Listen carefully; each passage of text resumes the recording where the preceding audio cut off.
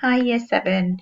So we're about to be ready to start your assessment for this unit of work. But before we do that, I want you to just kind of refresh your minds about everything that we've covered. So on the Google Classroom, there will be this glossary of key terms again. You have seen this before, but we've not looked at it too much in the last few lessons or so. But it's a good starting point for this particular task because it's a nice, easy kind of memory jog of all the different things that we've done. So your actual task today is you're going to create a little Google quiz for a partner. And I want you to come up with at least 5 questions, maximum 10 questions that cover this whole topic about ultimate questions, nature of God, and everything that we've been doing so far. So to do that, I want you to do a little Google form because I want you to do a little self-making or self-marking form. So you can see here, I want a new Google form.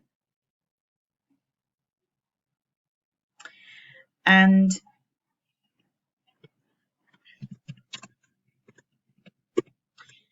you've done these before, you type in what you want, you can type in a little description here and you can put in the question. So for example, I might say, what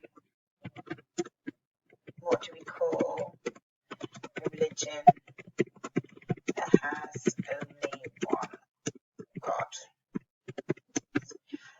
And then my options could be polytheist,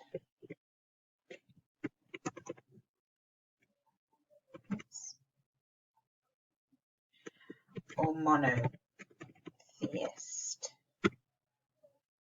Spelled it wrong there, didn't I?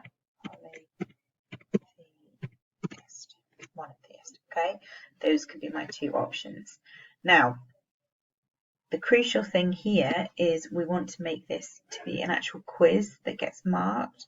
So if you go to the settings bar, you can see here it says general presentation. If you select quizzes and click make this a quiz and make sure you save it, then when you go back it'll look very similar, but you'll notice here it will put a little answer key. So down here you can actually put in some feedback if you click on that. So if someone puts an incorrect answer, you can say it is monotheist because mono means one. So if someone has selected the wrong answer, then when they do the quiz, that will come up, okay, to try and correct them along the way. When you want to add another question, you can say that's done. And then you can say that it's required because we do want everybody to have a go at every question. And then you can add another question in here. You add your second question, put the various options if that's what you're doing, and you can use the answer key to kind of tell people and help them learn if they get it wrong.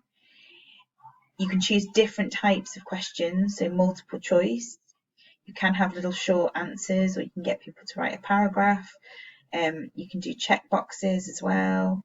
So there's different styles of questions. So you can have a little play around with what works, but you've got to remember that the idea is that it's a quiz that people can answer and then you can provide some feedback on.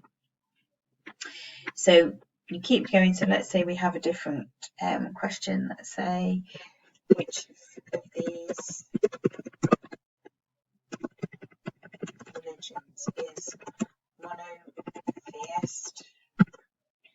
And we could have Christianity,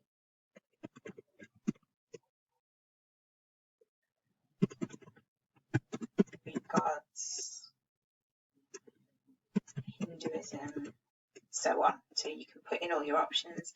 And again, I want people to answer it.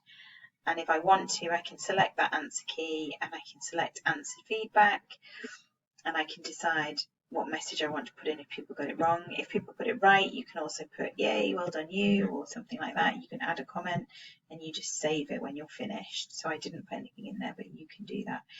If you want to as well, you can also assign points for questions. So if you think it's a harder question, you give it more points. If you think it's an easier question, you could give it 1 point. It's up to you if you wanted to do it that way. So you do all of this, and then once you're finished, it's the same as with any Google quiz or Google Doc. You can just send the form and email it to a partner. So you can pop their email in here, and when they get it, they'll be able to click on it and have a go. So first thing is revisit this glossary of key terms to remind yourself about what we've done. Go back through the Google Classroom because that'll give you some clues about the sorts of questions you could ask.